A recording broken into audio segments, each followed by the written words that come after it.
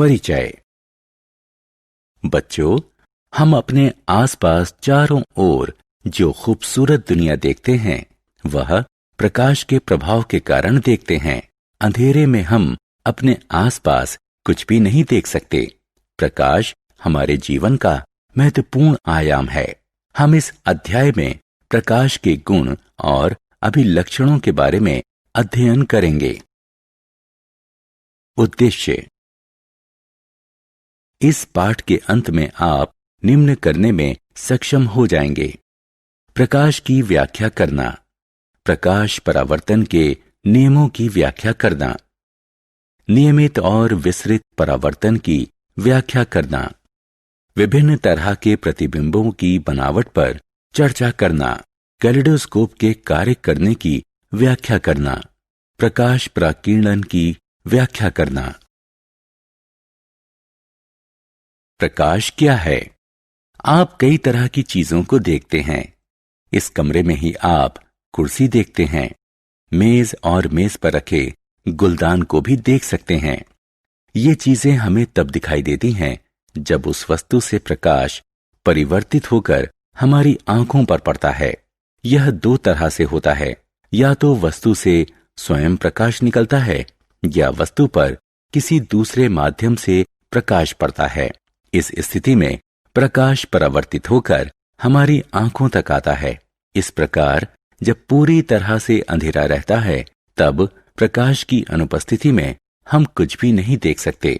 क्या आप जानते हैं कि प्रकाश भी ध्वनि की तरह ऊर्जा का एक माध्यम है, लेकिन इससे अलग है।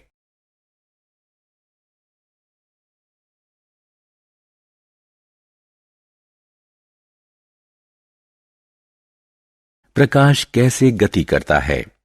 हम जानते हैं कि ध्वनि निर्वात में गति नहीं कर सकती, लेकिन प्रकाश निर्वात के माध्यम से गति कर सकता है। यही कारण है कि सूर्य से निकलने वाला प्रकाश हमारे ग्रह पृथ्वी तक पहुंच सकता है। अगर हम प्रकाश के स्रोत के सामने किसी अपारदर्शी वस्तु को रखें तो प्रकाश का रास्ता विचलित हो जाएगा। इस प्रकाश से अपारदर्शी वस्तु के पीछे छाया बन जाती है। इससे यह साबित होता है कि प्रकाश सीधी रेखा में गमन करता है। इसके अलावा हम इसे अपारदर्शी माध्यम से भी देख सकते हैं।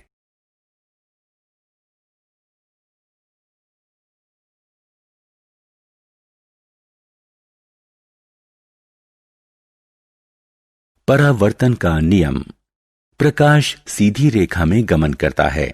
जैसे हम किसी गेंद को दीवार पर मारते हैं और गेंद उछलकर वापस आ जाती है, ठीक वैसे ही प्रकाश को किसी वस्तु पर गमन कराया जाता है तो वह छितराकर वापस आ जाता है।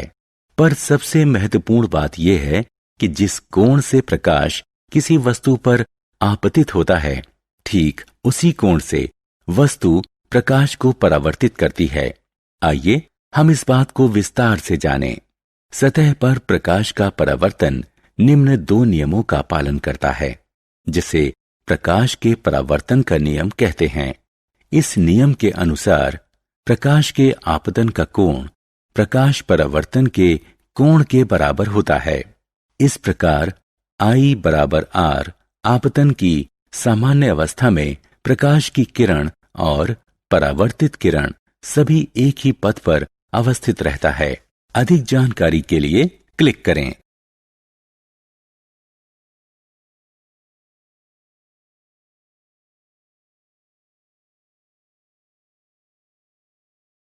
नियमित और विसरित परिवर्तन।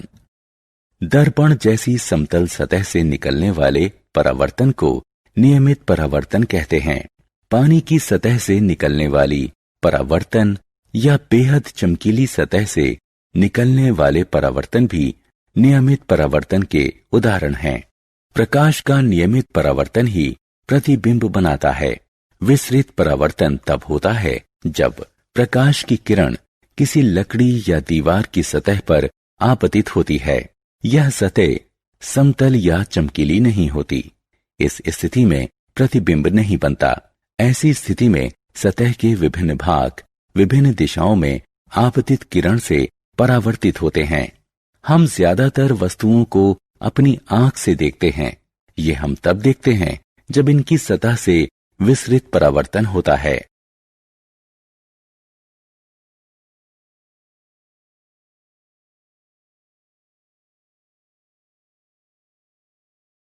बहुविध प्रतिबिंब। एक समतल दर्पण वस्तु का एक प्रतिबिंब बनाता है। क्या आप बता सकते हैं कि दो समतल दर्पणों पर हम कितने सारे प्रतिबिंबों को प्राप्त कर सकते हैं?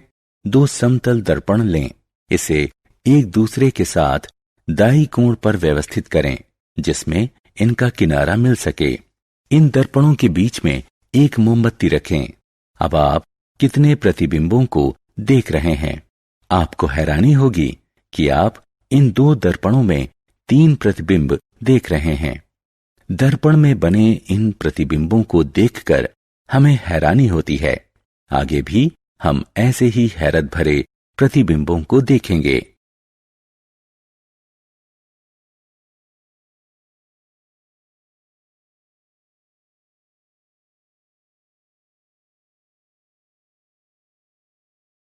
कैलिडोस्कोप। कैलिडोस्कोप क्या है? कैलिडोस्कोप एक नली होती है जिसमें दर्पण और रंगीन कांच के टुकड़े या पत्थर के टुकड़े होते हैं जो खूबसूरत पैटर्न बनाते हैं। एक दर्पण के रूप में जब आप इसे एक छोर से देखेंगे तो पाएंगे कि प्रकाश दूसरे छोर से प्रवेश करता है और रंगों का खूबसूरत समा बांध देता है। ऐसा इसलिए होता है क्योंकि जब नली घूमती है तो दर्पण से परावर्तन दूर हो जाता है। आइए हम इस क्रियाकलाप को करके कैलिडोस्कोप बनाएं। 3 समतल दर्पण के टुकड़े लें और प्रिज्म बनाने में हमारा साथ दें। इसे एक गोल कार्ड बोर्ड नली में सेट करें। नली के कार्डबोर्ड का एक छोर बंद होना चाहिए। अब इस कार्डबोर्ड के बीचों बीच एक छेद करें जिसमें हम देख सकें। कार्डबोर्ड के अंदर पारदर्शी प्लास्टिक के टुकड़े को चिपका दें। दूसरे छोर पर गोल समतल कांच की प्लेट को लगा दें। इस कांच की प्लेट में छोटे छोटे रंगीन कांच डाल दें और शीशे की प्लेट से नली के छोर को बंद कर दें। अब छेद में प्रकाशित बिंब को कार्डबोर्ड के छेद से देखने के लिए कैलिडोस्कोप को घुमाएं। आपको नली में कई खूबसूरत तरह के नजारे देखने को मिलेंगे।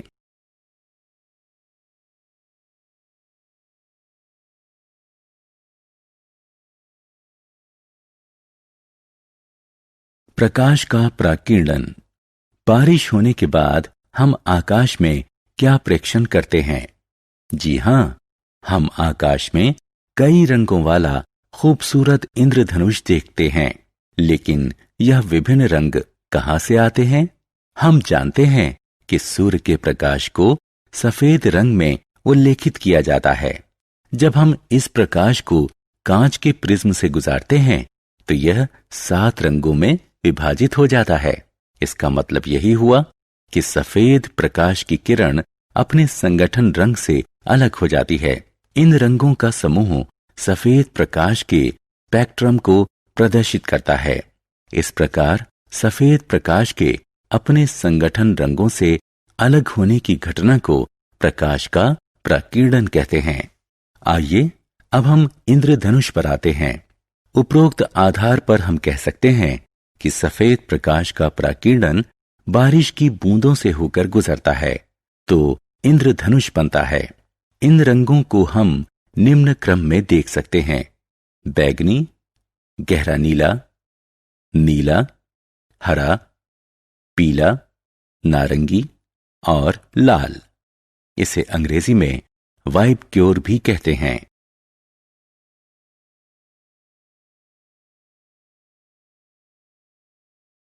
सारांश। आइए हमने जो कुछ सीखा है उसे संक्षेप में दोहराएं। प्रकाश ऊर्जा का एक रूप है जिसके माध्यम से हम चारों ओर की चीजें देखते हैं। क्योंकि इसके माध्यम से प्रकाश परावर्तित होता है, प्रकाश सरल रेखा में गमन करता है। जब किसी दर्पण पर प्रकाश की किरण पड़ती है तो वह प्रकाश के पथ को मोड़ देती है। परावर्तन के दो नियम हैं। आपतन कोण हमेशा परावर्तन कोण के बराबर होते हैं, अर्थात कोण I बराबर होता है कोण R के।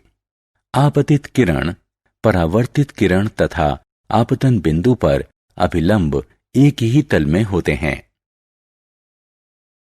दर्पण की तरह समतल चीजों से निकले परावर्तन को नियमित परावर्तन कहते हैं।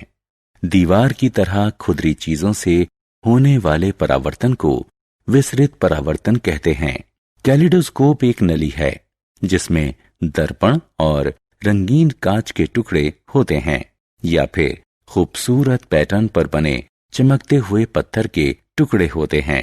कोई दर्शक इसे एक छोर से देखता है और दूसरे छोर से प्रकाश अंदर आता है, तब इसमें घूमते हुए परावर्तन के कारण रंगों का खूबसूरत पैटर्न बनता है, जिसका नजारा अद्भुत होता है। अपने संघटक रंगों से सफेद प्रकाश का अलग होना प्रकाश का प्रकीर्णन कहलाता है।